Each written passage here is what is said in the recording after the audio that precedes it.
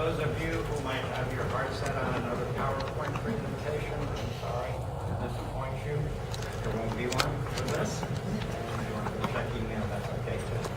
But if you want to stick around, the purpose of my talk this afternoon will be to kind of kick off this afternoon session on aquatic invasive species. I'd like to provide a little bit of information on the current scope of activities that DEC is involved in. Giving examples in areas such as our efforts with education and outreach, partnerships we're involved in, some planning, legislation and regulations that are pertinent to aquatic invasive species, some control and management roles that we're involved with, and a little bit on research. And at the conclusion of that portion of the talk, I'd kind of like to finish up with talking about a few of the challenges that I think we and others face in moving forward with this issue. Probably appropriate to issue a little bit of a disclaimer. I noticed from my time card that literally this week I've completed 38 years of work with DEC, and all but a few of those years, the recent ones, have involved little work with aquatic invasive species. So I'm pretty sure there's a lot of folks coming after me or sitting in the audience today that are far more expert than I on the topic. But thanks in part to my supervisor, I have a more prominent daily role in aquatic invasive species work than I used to. That's okay too.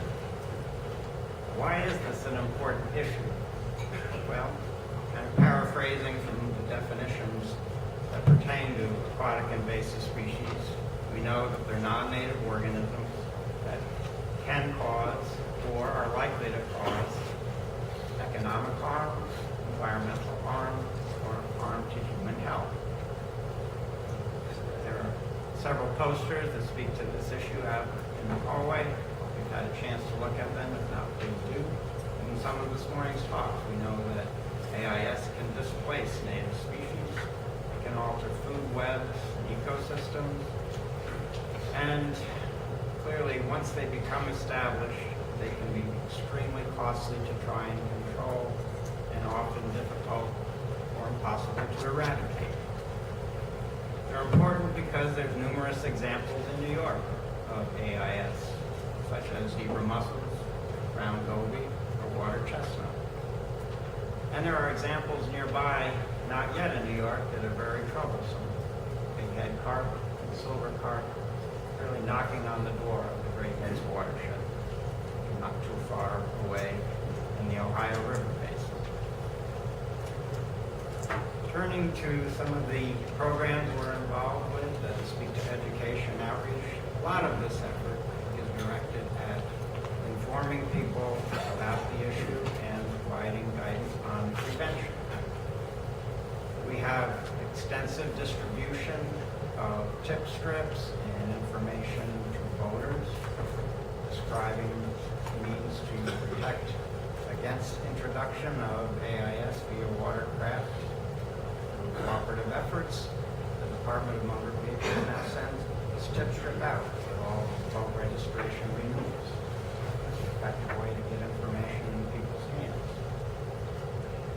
We have an awful lot of information on DEC's website pertinent to AIS. Different divisions of the agency have put this information together. A lot is there. A person can learn a lot by checking that out.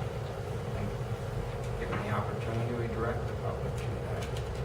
One of the more common ways that we can get this information in people's hands is with our fishing regulation guide, which is produced in massive numbers, probably 700,000 or 800,000 copies a year. It's also available electronically.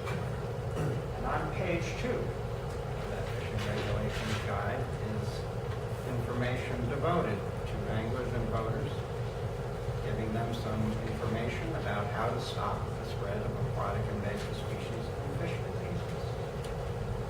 Pretty sure that for most of the years that I've worked for the agency, the fishing regulations guide didn't have that message on page 2. It does now. When we are involved in putting kiosks or displays at our numerous boat launch sites,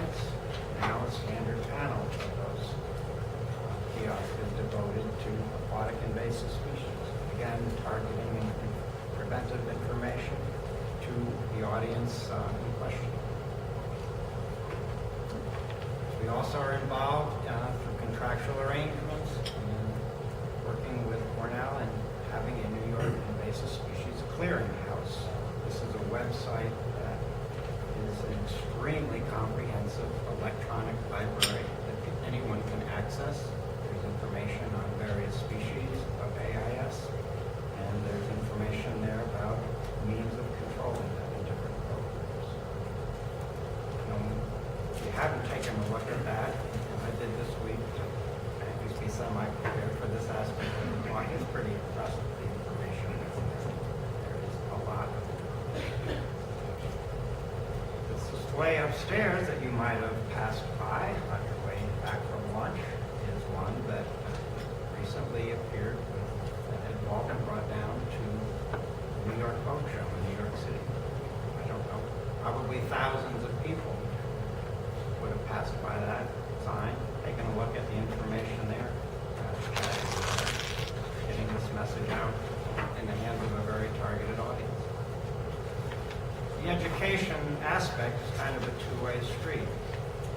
Thinking again for deans in the audience, and I know that a couple of years ago, I asked her to come and educate our Bureau of Fisheries Management team to what was available through IMAP and BASIS. I won't go farther than that, but she and her cohort from Beckler came out to one of our meetings and I think helped us gain an appreciation for that aspect of providing information to people. Legislation and regulation, those two arenas have been pretty active very recently. I think most people realize that DEC does not make legislation, but we do, in fact, promulgate regulations. In the last year, regulations were promulgated that established lists of invasive species that are prohibited or the most severe species in terms of impacts, and then regulated invasive species, terrestrial as well as aquatic. And for those species that are prohibited, basically possession, transport, and commercial activity is outlawed. That's a pretty big tool. Creating that list was in fact a result of legislation that was passed requiring DEC in cooperation with the Department of Agriculture and Markets to establish these lists. Some of the AIS that are on that list include bighead and silver carp, northern snakehead, rusty crayfish, and Asian clammery. For our boat launches, and we operate more than 300 of them in the state, in 2014 we enacted regulations that basically say anybody launching a boat at a DEC site or using DEC administered property to access water, you must arrive with that watercraft clean and drained, and you need to leave with that watercraft clean and drained. And I think the second part of that is particularly telling and relevant. Sometimes that gets lost sight of. People are focusing on AIS and it seems to be unidirectional, worrying about people arriving only. Well, the reality is that lakes can be both recipients as well as vectors of AIS. Frankly, pretty pleased with that particular regulation that we did get in place. Working then cooperatively with our colleagues in the Office of Parks, Recreation, and Historic Preservation. Later on in 2014, they adopted very similar regulations for their sites. And that's a good thing. There'll be some consistency, which helps the public understand what it is they need to do at these sites. It would be troublesome if everybody had a different set of rules and regulations. We need the public to understand things so that voluntary compliance can be maximized. There's also a law now that says every public access to a water body in New York has to have a sign informing voters about aquatic invasive species. Those signs are to be up by September of 2015. mercifully, an earlier version of that, but it's going to require DEC to put those signs at every site across the United States, got modified before the law got signed. So, though we don't make legislation, sometimes we can tweak it a little bit. If people are listening, that would have been a horrific task for us to have to do.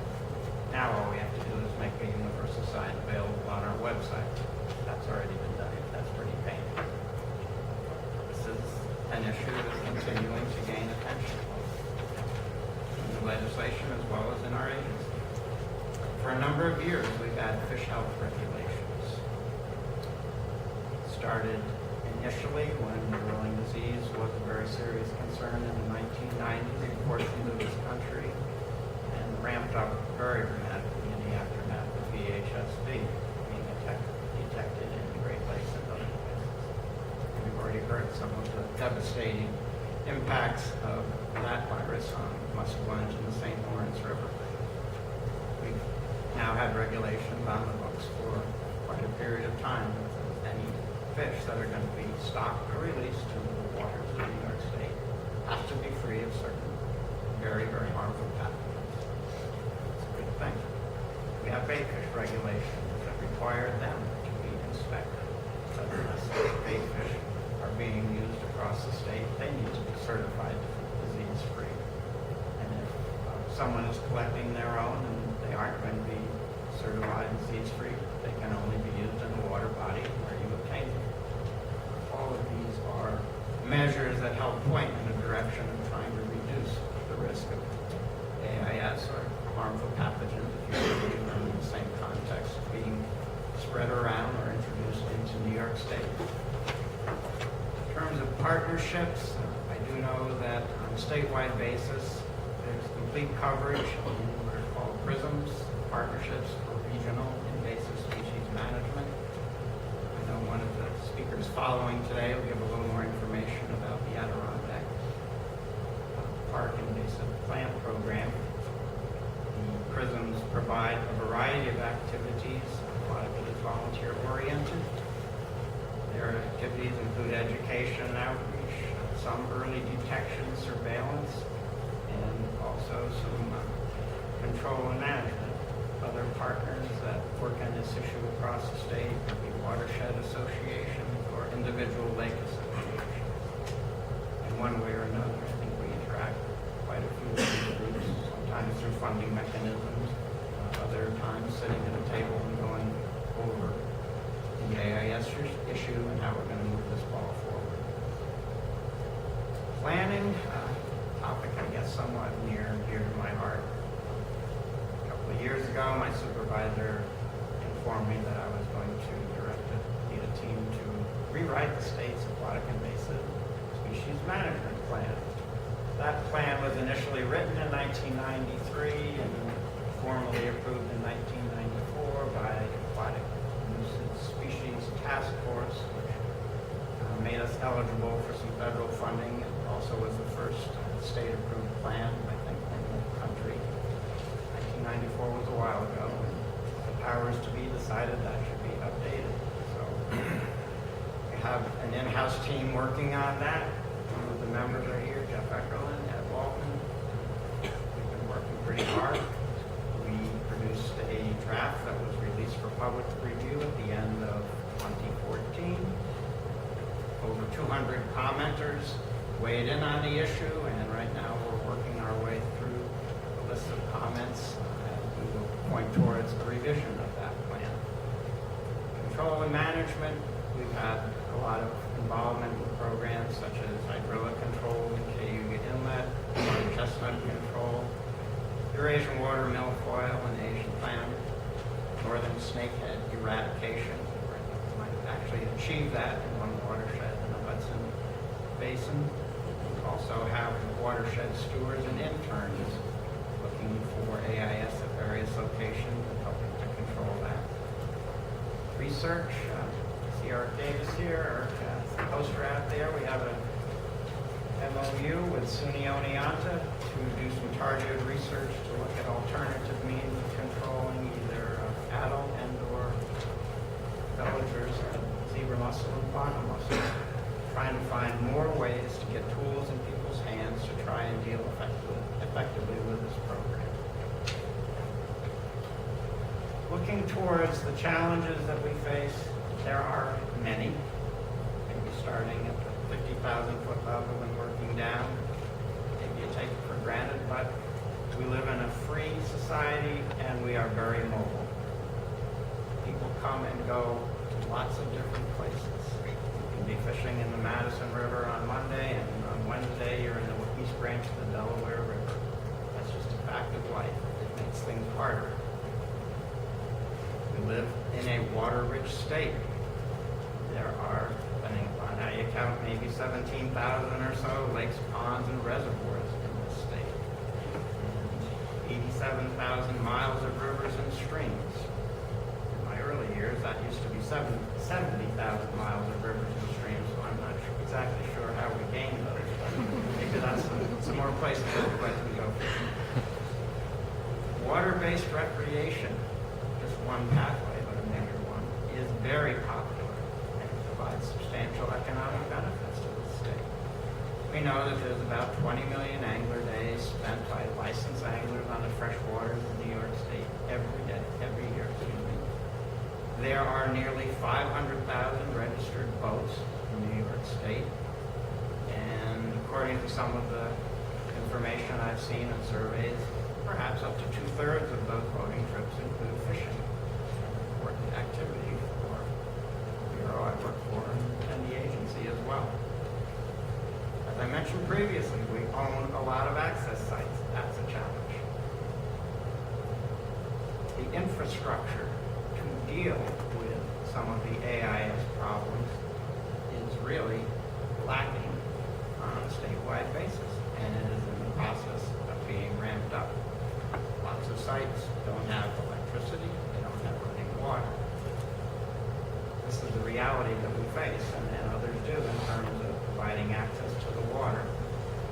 And that's a challenge that will have to be overcome to ramp up to meet the needs of dealing with decontamination where it's most effectively done, when it's most strategically located. Other challenge we face is there are some disagreements on where and how best to deal with decontaminating boats or inspecting them. That's something where folks will need to work together and increase the protection that can be afforded. Perhaps one of the most real challenges we face at the state agency level is the resources to deal with this issue are finite, and they must compete with other societal needs. We have to face this. We don't have carte blanche to set our budgets and allocate resources to ourselves. We can't get on the phone tomorrow and decide that we're going to hire 10 new people to work on the aquatic invasive species issue. That's some of the reality that I face in trying to balance the very real charge that we have to provide recreation, access to the recreational resources that we have, provide aquatic resources, as well as help to ensure that we limit the introduction and spread of AIS into New York. I think despite these challenges, progress is in fact being made, and more will be made as we increase public awareness, include a variety of approaches, measures, and partnerships